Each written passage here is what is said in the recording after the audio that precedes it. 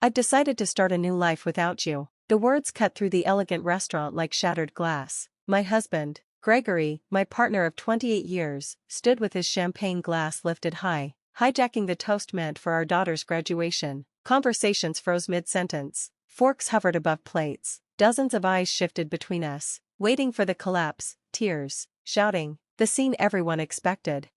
Instead, I smiled. Congratulations on your honesty. My name is Bianca Caldwell. I am 54 years old, and until that moment, I had played the role of the dutiful wife flawlessly. I'd shelved my own ambitions to carry Gregory through 3 failed ventures, 2 career overhauls, and countless finding himself phases. I had raised our brilliant Amelia, who now sat pale and horrified, her graduation cap still tilted on her head. From across the room, Cassandra Wells, Gregory's much younger mistress, shifted in her chair. She had been sitting among friends I'd known for decades, friends who had known about the affair but chosen silence. Cassandra, who had sipped wine at my Christmas table. Cassandra, who once sought my advice about her career.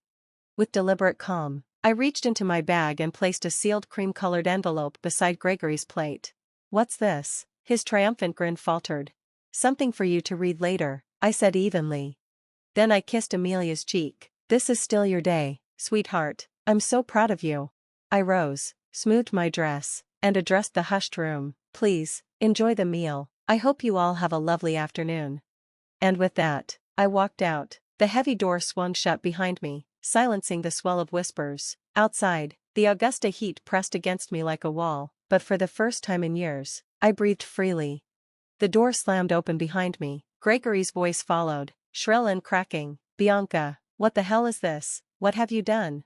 I didn't look back. I just kept walking, a small smile tugging at my lips. He hadn't realized yet what was inside the envelope, the opening move of the plan I had been quietly perfecting for months.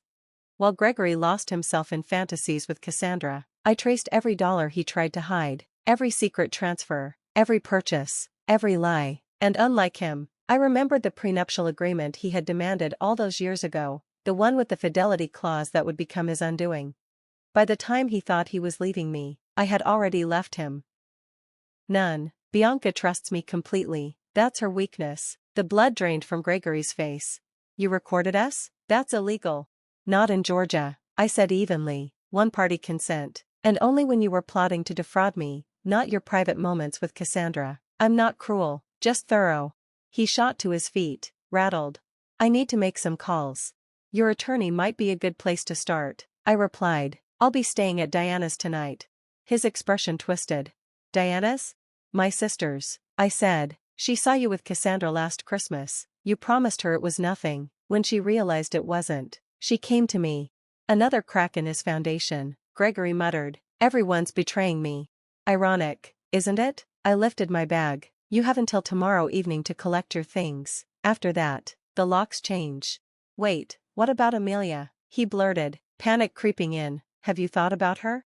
I turned, anger finally sharpening my voice. "Don't you dare hide behind our daughter. You weren't thinking of her when you planned your beachfront escape with Cassandra." His phone buzzed. He glanced, groaned. "Cassandra's already at the apartment. She's moved her things in." I smiled. "The lease you signed in both your names? It never went through. Credit issues. The leasing agent called our home phone for verification. I took care of it."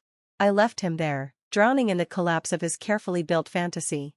Diana's bungalow smelled of books and lavender when I arrived. She hugged me hard. Amelia called. "Are you okay?" "Better than I thought," I admitted, following her to the kitchen where wine was already poured. We sat in her sunroom. She shook her head. "He humiliated you in front of everyone, at Amelia's graduation. I didn't think even Gregory would stoop that low." "It was meant to break me," I said, sipping. "He doesn't know I've been preparing for this moment." Her brows lifted. "What did you put in that envelope?" I told her, the divorce filing, the financial evidence, the prenup. Diana laughed without humor. "The same prenup he insisted on to protect himself. The irony is exquisite." Amelia arrived 20 minutes later, mascara streaked, still in her gown. She collapsed against me. "Why didn't you tell me?" "I wanted your last semester untouched," I whispered. She pulled back, eyes wet. "Well, Dad ruined it anyway."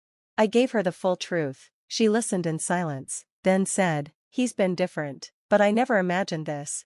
Before I could respond, My phone buzzed, a message from my attorney. The emergency filing was approved. Accounts frozen. Gregory's access cut. I showed them. Amelia's jaw tightened. Good, he deserves it. The doorbell rang. Diana opened it, returning with a grim look. It's Gregory and Cassandra. They entered, the contrast stark. Cassandra, uneasy, fidgeting. Gregory, seething. Unfreeze the accounts, he demanded. We can be reasonable. Amelia stepped forward. Reasonable? You humiliated Mom at my graduation, and you say it doesn't involve me?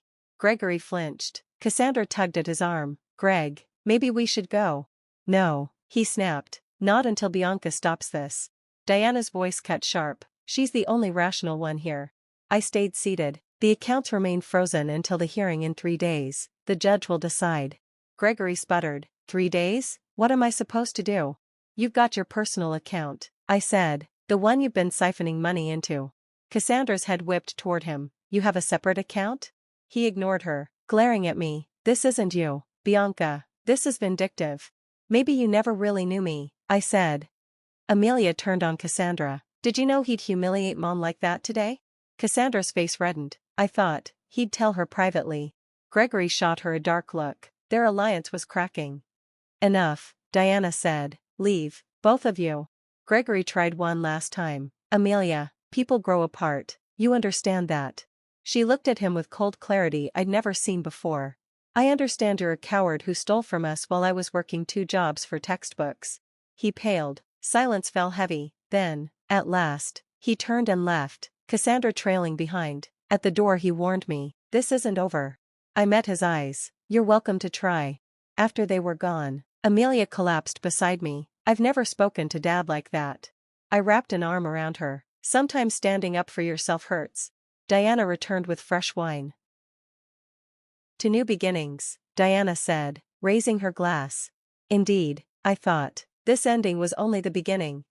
The preliminary hearing fell on a gray Tuesday, rain streaking the courthouse windows. I arrived with my attorney, Philip, while Gregory shuffled in beside a nervous young associate from a corporate firm, someone entirely out of his depth in family law. Gregory's trademark poor planning was already working against him. The judge, a sharp-eyed woman who tolerated no theatrics, flipped through the prenuptial agreement with brisk efficiency. This document is valid, she said flatly. Do you contest? Gregory's lawyer cleared his throat. Your Honor, given the length of time.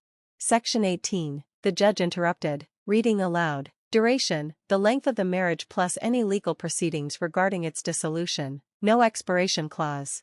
Gregory leaned in, whispering furiously to his attorney.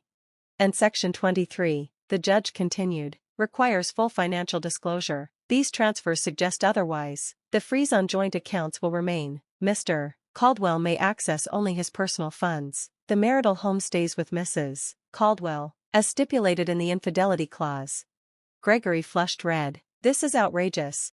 The judge's gaze cut him off. Mr. Caldwell, I recommend you reread the contract you signed. Court adjourned, 30 days until the full hearing. In the hallway, Gregory caught up with me. Bianca, please, 28 years together, doesn't that count for something? It did, I said, walking past him, until you decided it didn't.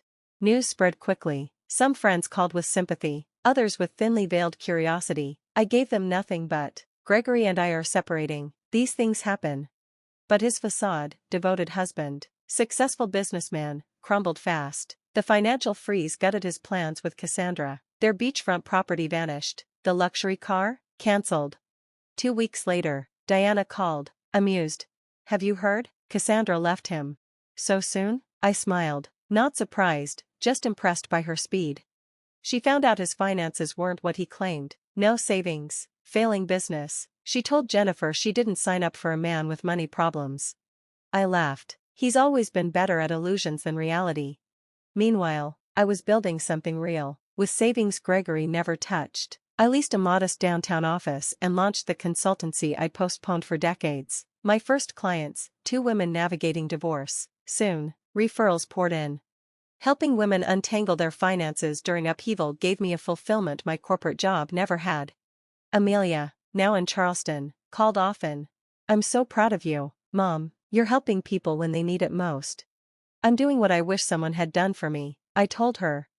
the final hearing landed, almost poetically, on what would have been our 29th anniversary. Gregory arrived looking gaunt, his business on the brink, Cassandra long gone. Most of our social circle had drifted away once the truth surfaced. The judge upheld the prenup in full. Gregory walked away with his personal account, his faltering business, and little else. I retained the home, my retirement, and the lion's share of our investments. The irony wasn't lost on me. The very contract Gregory demanded to protect himself had become his ruin. Outside the courtroom, he stopped me. His voice was quiet, almost human again. I made a terrible mistake. Is there any chance? No, I said gently, that door is closed. He nodded, eyes down. I hope you find happiness, Bianca, you deserve it. For once, I believed him. 6 months later, Caldwell Financial Transitions was thriving. I'd upgraded to a larger office, hired 2 associates, and built a reputation as an advocate for women reclaiming their futures. Amelia visited often. Over coffee one morning, she mused, if Dad had just been honest, he might have kept half of everything. Sometimes people can't see past their own desires, I said. The woman who once defined herself only as wife and mother had become something more: mentor, business owner, advocate. That envelope I had set beside Gregory's plate in the restaurant wasn't just the start of revenge, it was the key to a door I hadn't known existed. Behind it, I found not only freedom, but myself.